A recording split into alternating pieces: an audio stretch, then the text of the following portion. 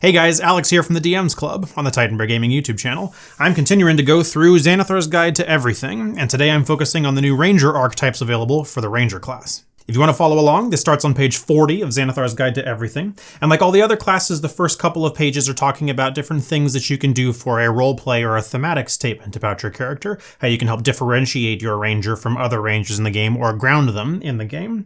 The first piece talks about the view of the world. How does your ranger view civilization? What is their relationship to civilization? Is it positive? Is it negative? Do they not like being in civilization? Are they a begrudging protector of civilization? They offer some interesting options here I recommend looking at.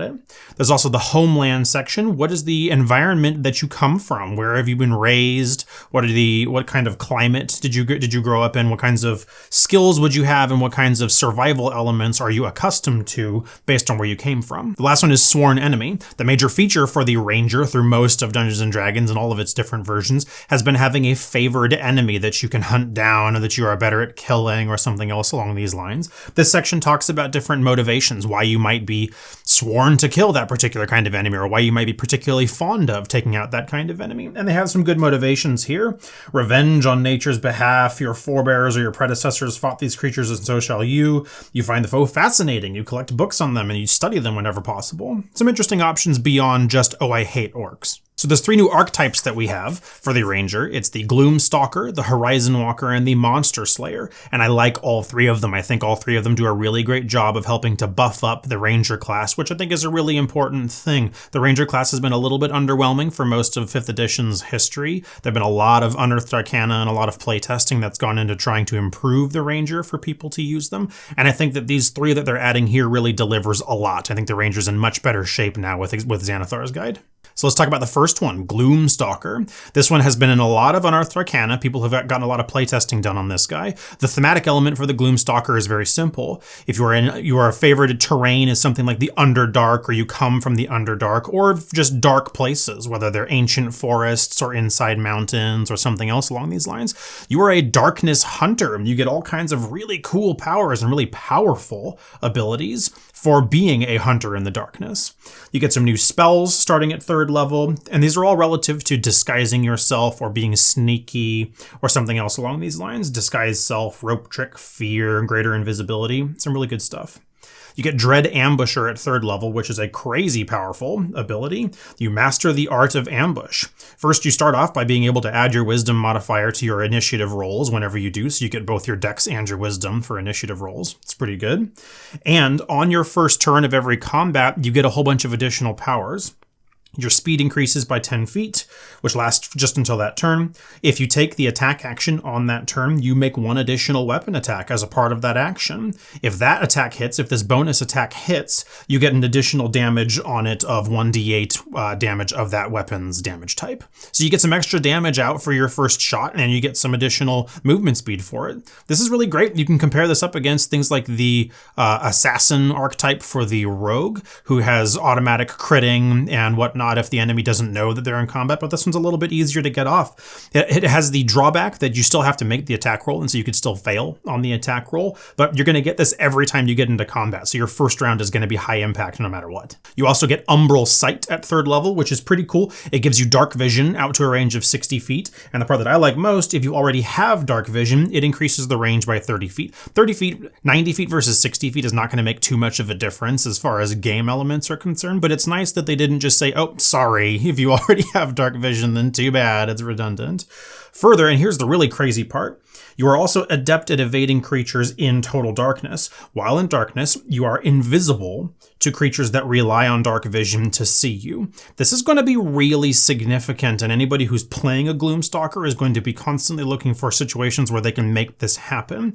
Being completely invisible in darkness grants you a whole bunch of additional mechanical bonuses, as well as your ability to just slip by unnoticed. It makes perception checks way harder, things like this. You get passive bonuses to your hit chances. You can't be targeted by certain spells, right? It changes a lot. This is actually a really big power for something that you get at 3rd level. At 7th level, you pick up Iron Mind, which gives you wisdom save proficiencies. And if you already have that, then you get to pick either intelligence or charisma to add on top of it. So GG, you get an extra saving throw proficiency. At 11th level, you pick up Stalker's Flurry, which is a a very cool one. Stalker's Flurry is, on each of your turns, if you miss with a weapon attack, make another weapon attack and try again. You can only do it once per turn, but that means that each turn you get the chance to try again if you miss a shot. At 15th level, you pick up Shadowy Dodge, which is honestly the least impactful power that you're getting here, but all the rest of them are so good that it's very understandable. You can dodge in unforeseen ways with wisps of supernatural shadow flowing around you.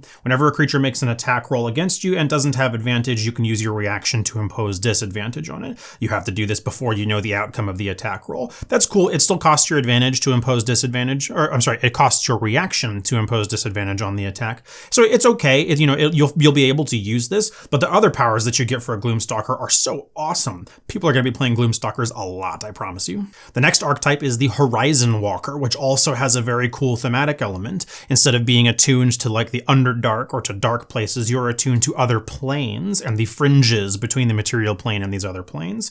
And so you get to do some cool things with the ethereal plane and movement and things like that. Let's go into it. The spells you get are all very planar oriented. You get protection from evil and good, Misty Step, Haste at 9th level. Wow, yeah, Haste, hell yeah. Banishment, Teleportation Circle, some cool stuff like that. You get a ribbon ability at 3rd level, Detect Portal, which gives you the ability to, as an action, detect the distance and direction of any planers or portals to other planes within a mile of you. Cool, that can be helpful if your story is built on finding these planes or portals to other planes. At 3rd level, you also get Planar Warrior, and this is your first real meaty mechanical thing. As a bonus action, choose one creature you can see within 30 feet. The next time you hit that creature on this turn with a weapon attack, the damage becomes force damage instead, and they take an additional 1d8 force damage. Now, it is a bonus action, so you're going to have to compete for your bonus action resource for doing this, but this stacks really well with a spell like Hunter's Mark. Use a bonus action for Hunter's Mark, and on all subsequent turns, your targets of your attacks take an additional 1d6 damage. You do that one first, then for your all subsequent turns, burn your bonus actions on doing this, your Planar Warrior ability, to turn that damage into force damage and do an additional 1d8 damage on top of it. So you get to start pumping up how much damage dice you're throwing out. You'll get a lot of benefit from this. At 7th level, you pick up Ethereal Step, which is super cool. I really like this one. You learn to step through the ethereal plane as a bonus action, so again, competing for your bonus action slot. You can cast the Etherealness spell with this feature without expending a spell slot, and it ends at the end of your current turn. Once you use this feature, you can't use it again until you finish a short rest. So you can do this every turn in combat. What does this mean? Etherealness basically gives you the ability to sidestep into the ethereal plane and then move around, walking through objects or creatures or whatever, and you could just float up or float down if you want to. It costs more movement to do so, but you can do it. For this one, you use this as a bonus action. Let's say that you wanted to walk through the wall in front of you. You could bonus action Ethereal. It does say that this happens and it ends at the end of your current turn, so you'd want to take actions first and then pop out at the end of your turn in your destination if you walk through the wall or pass through a door or something like that. But you can do this every short rest, so if you really needed to be just going through one wall at a time while you're dungeon crawling, you could do that if you wanted to. This one's really powerful. I like this one a lot. The other thing that's important to know is that Etherealness is a 7th level spell, and you get this as a 7th level Ranger. So you're getting this way early. You're getting a nice sneak peek into this guy. At 11th level, you get Distant Strike, which is also a very cool power. This basically makes it so that whenever you take the attack action, you can teleport up to 10 feet to a space that you can see before making each of the attacks on your attack action. Cool, right? You're blinking around the battlefield going 10 feet each time. There's also an additional power for this that I really like, which is that if you attack at least 2 different targets during the course of this action, this power grants you a 3rd weapon attack that you can make that the 10-foot teleportation thing would also apply to. So not only is this helpful from a movement perspective, but it also gives you an additional weapon attack if you're spreading your damage out against the different targets. 3 teleports of 10 feet each means that you're teleporting up to 30 feet. Yeah, pretty sweet. The last one that you get for Horizon Walker is at 15th level, and this one's Spectral Defense. And what this basically means is whenever you take damage from an attack, you can use your reaction to give yourself resistance to all of that attack's damage on this turn. That's cool if you find yourself that being able to use your reactions for opportunity attacks, especially when you're a ranged character. If you're not doing it too much, then you might want to use your reaction for this to help have damage coming in at you. I like this a lot. The Horizon Walker feels really cool and thematic and very dodgy and very teleporty party and cool stuff like that, as well as getting a whole bunch of additional damage extra coming out of it. I like this a lot. The last archetype that we have here in Xanathar's Guide is the Monster Slayer, and this one kind of rounds out the new retinue of character archetype options that your ranger has here in kind of a nice way. The first one, Gloom Stalker, was very Underdark oriented. Your Horizon Walker was very Plains oriented, and now this Monster Slayer is kind of think of it as being like a trophy hunter kind of thing, or just a more of like a Van Helsing style where you are constantly on the lookout for terrible beasts to go and put down, or Witcher style, right? Something like this. And you get a whole bunch of powers that help you be this kind of consummate hunter. The spells that you get to start out with are pretty good. Protection from evil and good, Zone of Truth, Magic Circle, Banishment, Hold Monsters, so things to help you investigate to try and find where these monsters may be, or help give you a little bit of protection while you're going to go try to find them. At third level, you get Hunter's Sense, which is very cool. As an action, choose a creature that you can see within 60 feet, and you immediately learn whether the creature has any immunities, resistances, or vulnerabilities.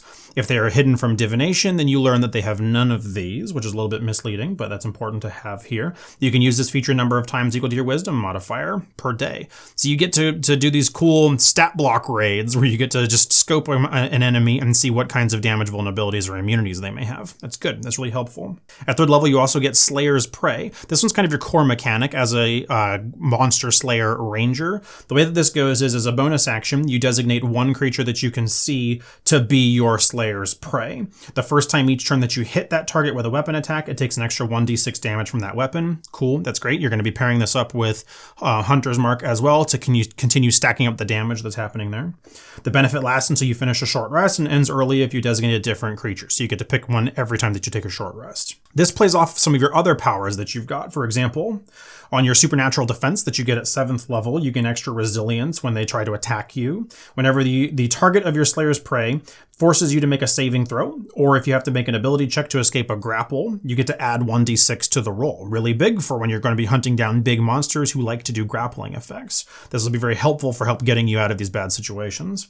At 11th level, you pick up Magic User's Nemesis, which is a crazy power. I love this thing.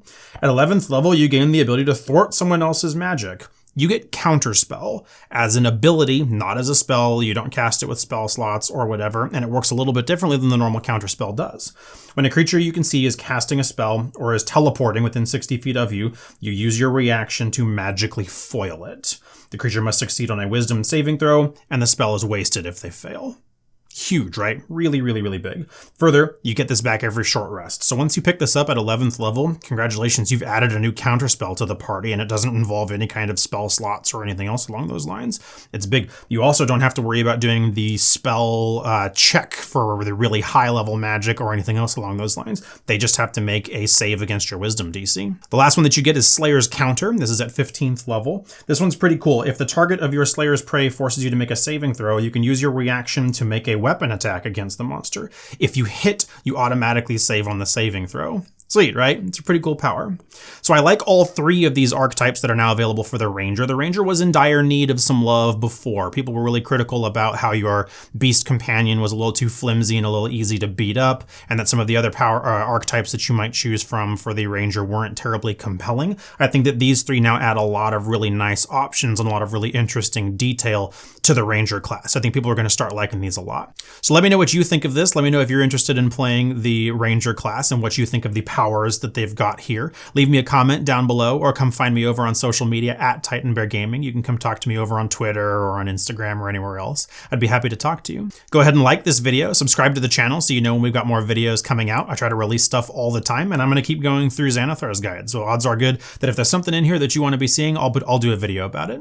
Until next time I see you, have more fun, would you? It's good for you.